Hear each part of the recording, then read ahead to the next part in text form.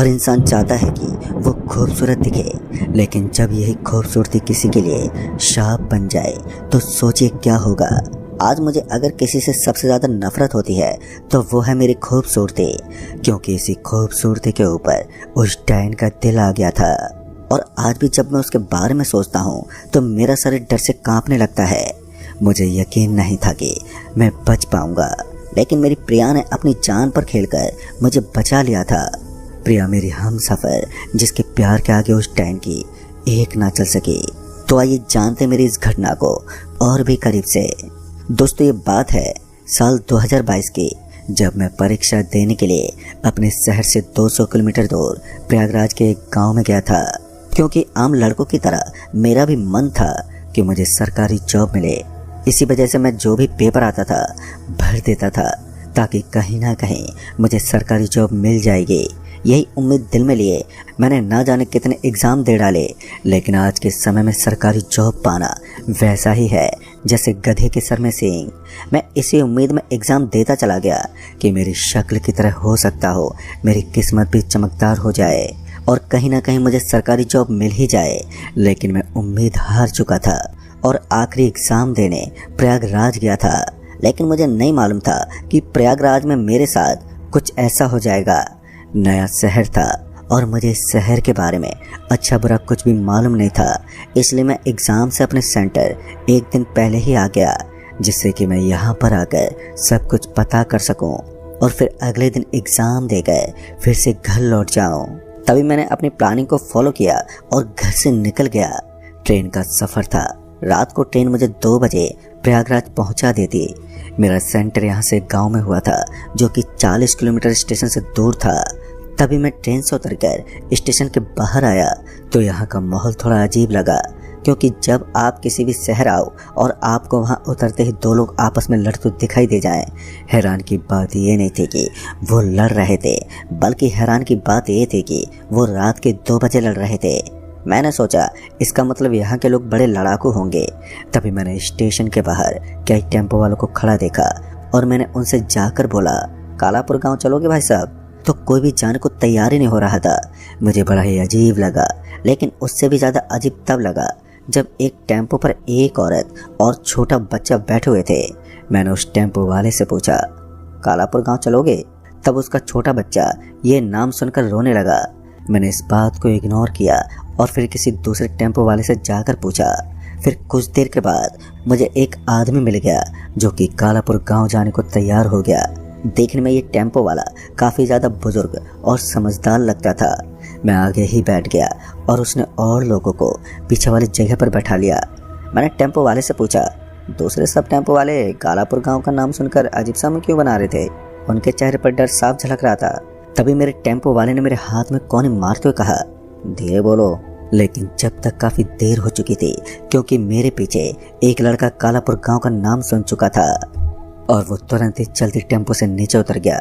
Tempo वाले ने तुरंत ही ब्रेक लगाई और उस उतरे हुए लड़के को वापस बुलाना चाहा, लेकिन वो वहाँ से बहुत ही तेज़ी से भागा। यह सब चीज़ें मुझे थोड़ी अजीब लगी। टेम्पो वाला वापस गाड़ी में बैठा और गाड़ी चलाने लगा। तभी उस टेम्पो वाले ने कहा, कालापुर गाँव क्या करने जा रहे हो? इस सवाल का जवाब मैंने अभी दिया भी नहीं था कि उसकी तरफ से दूसरा सवाल भी आ गया, और तुम्हारी शादी हो गई क्या? मैंने टेम्पो वाले की तरफ देखा, जो कि सामने देखकर टेम्पो चला रहा था। तभी मैंने जवाब दिया, वो क्या है कि अंकल, मेरा एग्ज़ाम है जिसका सेंटर कालापुर गांव के एक कॉलेज में पड़ा है, और रही मेरी शादी की बात, तो अभी मेरी शादी नहीं हुई है।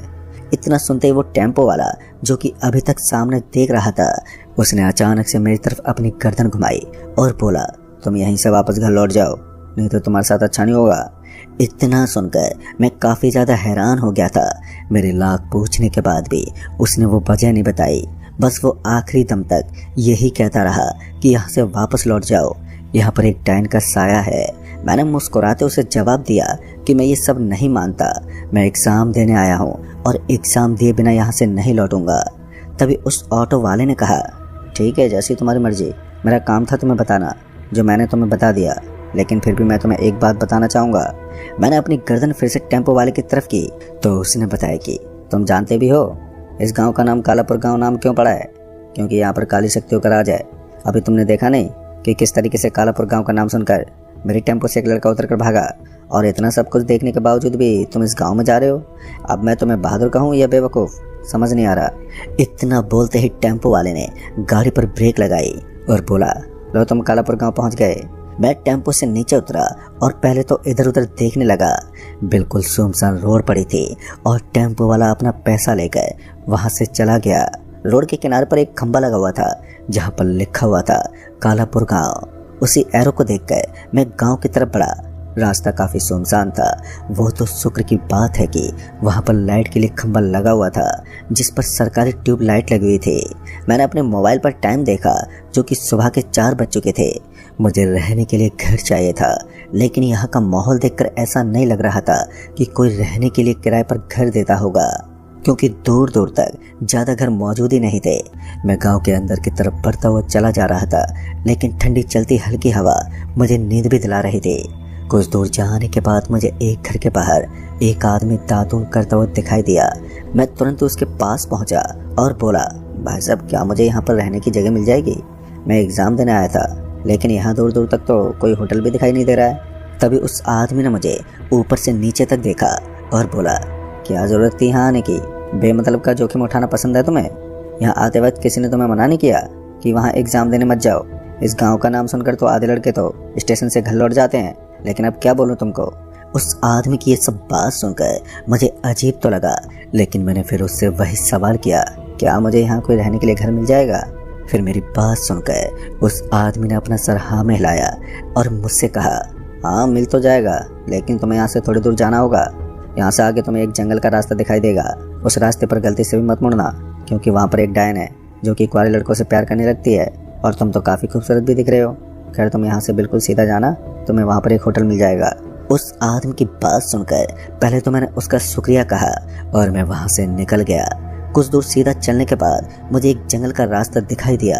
जैसा कि उस आदमी ने बोला था, मैं बिल्कुल सीधा जाने लगा, लेकिन तभी मुझे जंगल के अंदर से एक मधुर आवाज़ में गाना सुनाई दिया। यह गाना इतनी मधुर आवाज़ में था कि मैं अपने आप को रोक ही नहीं पाया और मेरे कदम अपने आप ही जंगल की तरफ बढ़ने लगे। मेरा मन मुझे रोकने की कोशिश कर रहा था, लेकिन मेरे पैर थे कि रुकने का नाम ही नहीं ले रहे थे। जैसे जैसे मैं जंगल के अंदर की तरफ जा रहा था, वैसे वैसे वो गाने की आवाज़ और भी ज़्यादा तेज होती जा रही थी। फिर अचानक से ही मेरे सामने एक बहुत ही खूबसूरत सी लड़की आ गई। मेरे दिल की धड़कनें तेज हो गई और फिर मैंने उससे पूछ ही लिया, और ये गाना तुम ही गा रही थी क्या? पर उसने कुछ जवाब ही नहीं दिया और वो और भी ज़्यादा जंगल के अंदर की तरफ जाने लगी। उसके पीछे पीछे अब मैं भी जाने लगा। मैं अपने आप को रोकना चाहता था, लेकिन मेरे पैर ही नहीं रुक रहे थे। मैं लगातार उसके पीछे काफ़ी अंदर तक चला गया। एक जगह पर जाकर वो लड़की रुक गई और अचानक ही पीछे घूमी, लेकिन उसका शरीर वहीं का वहीं खड़ा रहा। यानी कि उसने अपना पूरा सर पीछे की तरफ घुमा लिया, और इतना देखकर मैं डर ही गया कि तभी अचानक ही उसका चेहरा एकदम से बदल गया। जो खूबसूरत लड़की थी वो अब कहीं गायब हो गई और उसकी जगह कोई भयानक डायन आ गई। सर्दियों के मौसम में भी मैं अब पसीने से नहा गया था। मेरे दोनों पैर अब उसकी तरफ अपने आप ही बढ़ते जा रहे थे, लेकिन अब वही कदम डर के मारे कांप रहे थे। मैं इतना तो समझ गया था कि उस आदमी ने मुझे सही मना किया था। मुझे जंगल की तरफ नहीं आना था। मैं जंगल में काफ़ी अंदर तक आ गया था। मुझे भागने में भी काफ़ी ज़्यादा समय लगेगा, और ये बात तो मैं समझ गया था कि मैं तुरंत ही पीछे की तरफ घुमा और तेज़ी से भागने लगा। लेकिन अचानक से वो मेरे सामने आ गई। मुझे समझ में नहीं आ रहा था कि मैं किधर जाऊं, और मैं वापस से पीछे की तरफ भागने लगा। वो अचानक से फिर मेरे सामने आ गई। मैं इतना तो समझ गया था कि ये डायन मुझे यहाँ से जाने नहीं देगी।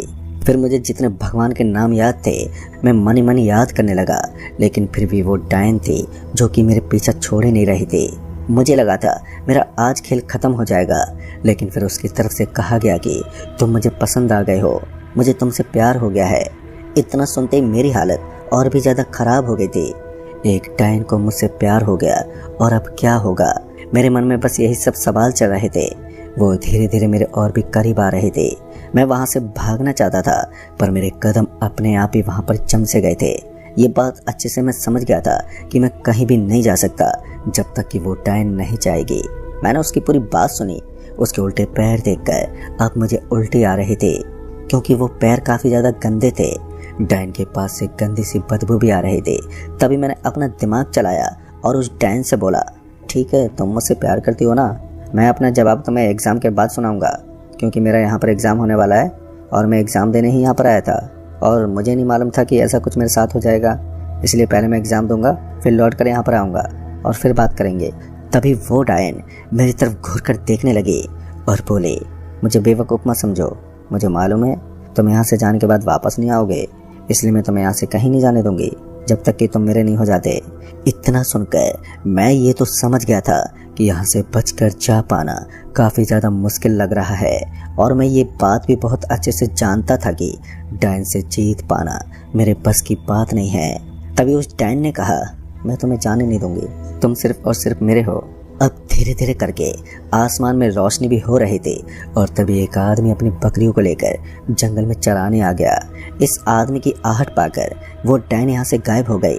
तभी उस आदमी ने मुझे देखा और बोला, यहाँ तुम जंगल में क्या कर रहे हो?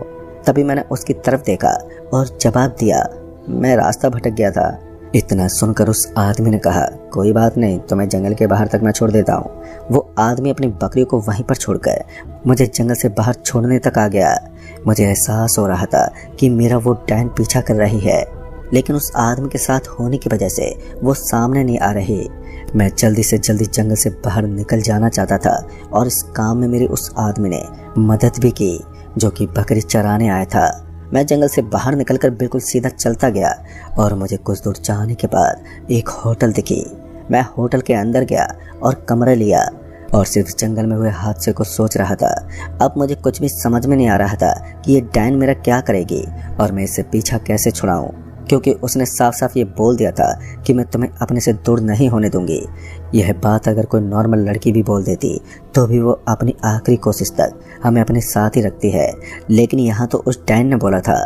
अब देखने वाली बात तो ये थी कि मैं इससे कैसे बचूंगा, क्योंकि मैं भी ये बात नहीं जानता था कि मेरे साथ आने वाले समय में अब क्या होगा। मैं नहा धो के अब फ्रेश हुआ और सुबह मेरा एग्ज़ाम का समय आ चुका था।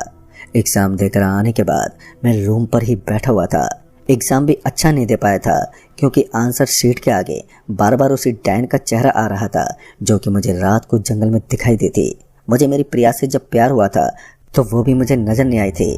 जिस तरीके से ये डायन मुझे हर जगह पर दिखाई दे रही थी, मैं बिना किसी देरी किए शांति से इस गांव से निकल जाना चाहता था। मुझे जल्द से जल्द बस घर पहुंचना था। मुझे और कुछ समझ में नहीं आ रहा था।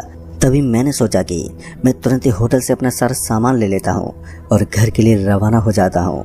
लेकिन ये इतना आसान नहीं था। जैसे मैं घर जाने के बारे में सोच रहा था, मेरे पैरों में दर्द चालू हो जा रहा था। मैं इतना तो समझ चुका था कि इसने ज़रूर कोई जादू मुझ पर कर रखा है। बहुत ही ज़्यादा मैं परेशान हो गया था, लेकिन मुझे कुछ भी समझ में नहीं आ रहा था कि मैं क्या करूँ।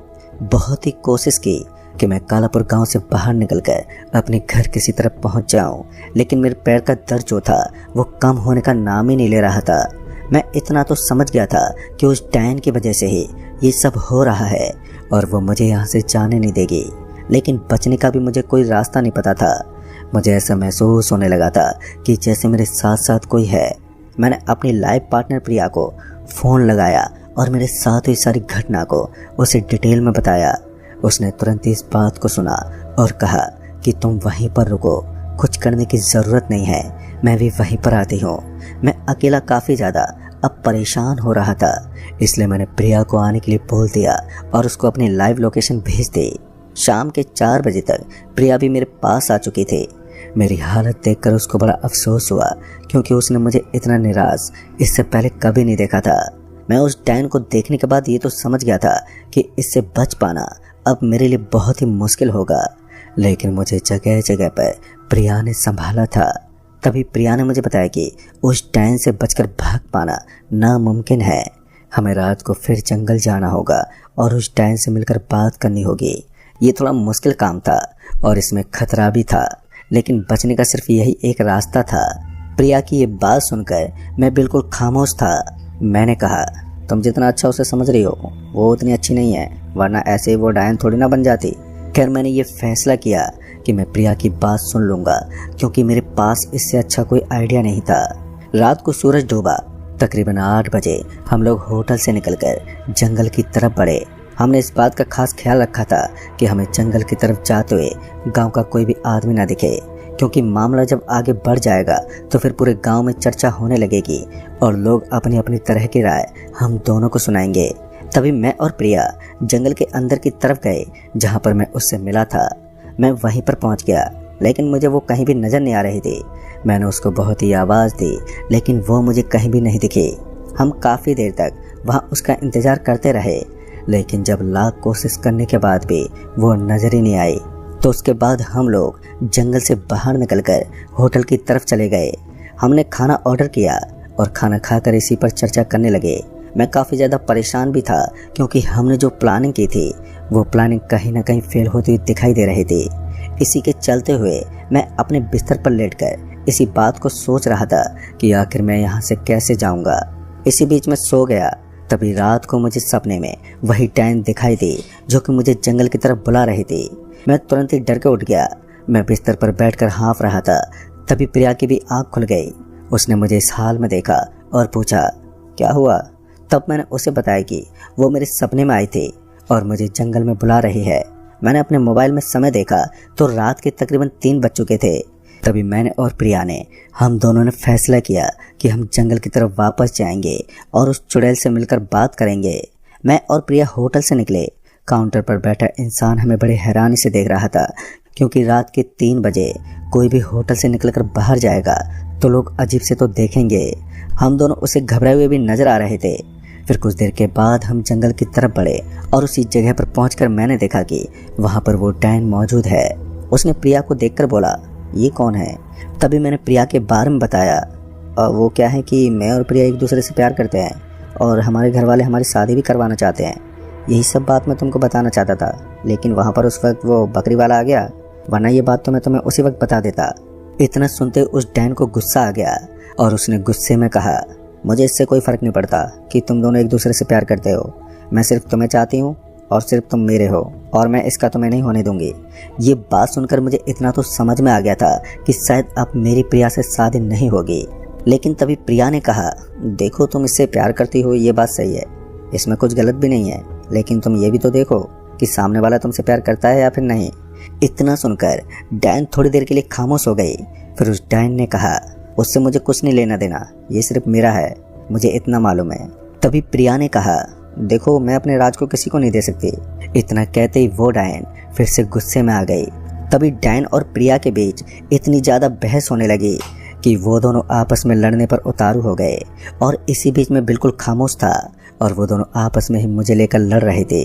तभी प्रिया ने कहा, देखो मुझे नहीं मालूम कि तुम्हारे साथ क्या हुआ है और तुम यहाँ आत्मा बनकर क्यों भटक रही हो, लेकिन तुम ऐसे किसी को भी चलते हुए पसंद नहीं कर सकती हो। राज की मेरे साथ अगले महीने शादी होने वाली है और हमारे बीच कोई भी आएगा तो मुझे बिल्कुल भी बर्दाश्त नहीं होगा। इसलिए हम दोनों को प्लीज़ तुम यहाँ से जाने दो। मुझे मालूम है कि तुम्हारा प्यार सच्चा है, लेकिन हमारे प्यार के बीच में मत आओ। प्रिया की इतनी बात सुनकर तभी उस डैन ने कहा, मुझे मेरी ज़िंदगी में सिर्फ एक सच्चे प्यार की तलाश थी और मुझे ये तुम्हारे राज में दिखाई दे रहा है। मैं पहले जिससे प्यार करती थी उसने भी मुझे धोखा दिया और अंत में मुझे फांसी लगाना पड़ा, क्योंकि मेरे पेट में मेरे प्यार की निशानी आ गई थी और मेरे घर वाले ये बात बिल्कुल भी बर्दाश्त नहीं कर पाते। इसलिए मैंने अपनी जान दे दी, क्योंकि मुझे मेरे प्यार की तरफ से नहीं अपनाया गया। वो खाली मेरे साथ टाइम पास कर रहा था। उस डैन की दर्द भरी दास्तां सुनकर प्रिया थोड़े अफसोस में आकर बोली, देखो मुझे अफसोस है तुम्हारे साथ इतना बुरा हुआ है, लेकिन तुम भी तो वैसा ही कर रही हो, तुम मेरे प्यार को मुझसे छीन रही हो। प्रिया ने उस डैन को मनाने की बहुत ही कोशिश की, लेकिन वो डैन बिल्कुल भी नहीं मानी और आखिरकार अंत में जाकर उस डैन ने प्रिया पर हमला कर दिया। लेकिन प्रिया ने अपने हाथ में जो मंत्र फूका वो पानी लिया था, वो पानी डैन के ऊपर छिड़क दिया, जिसके बाद वो वहीं पर जलने लगी और अचानक वहाँ से गायब हो गई। उस डैन के गायब हो जाने के बाद हम भागे भागे जल्दी से होटल आए और वहाँ से सामान लेकर तुरंत ही स्टेशन की तरफ निकले। हमें टेम्पो नहीं मिल रही थी, लेकिन आगे मेन हाईवे से हमें एक ट्रक मिली, जिससे हमने लिफ्ट मांगी और उसने हमें स्टेशन वाली रोड पर छोड़ दिया। तभी हम दोनों ने वहाँ से ट्रेन पकड़ी और तुरंत अपने घर की तरफ रवाना हो गए। अगर दोस्तों प्रिया मंत्र फूका हुआ पानी नहीं लेकर आती तो शायद वो चुड़ैल मुझे छोड़ती भी नहीं। आज प्रिया ने अपनी जान पर खेलकर मुझे बचा लिया है, ये चीज़ मैं कभी भी नहीं भूल सकता। लेकिन मुझे उस डैन के लिए अफसोस भी रहा है, लेकिन उसने भी तो मेरे साथ ठीक नहीं किया। तो दोस्तों इस कहानी में बस इतना ही। कहानी आपको पसंद आई हो तो वीडियो को लाइक शेयर जरूर कर दें और साथ ही हमें नीचे कमेंट बॉक्स में ज़रूर बताएं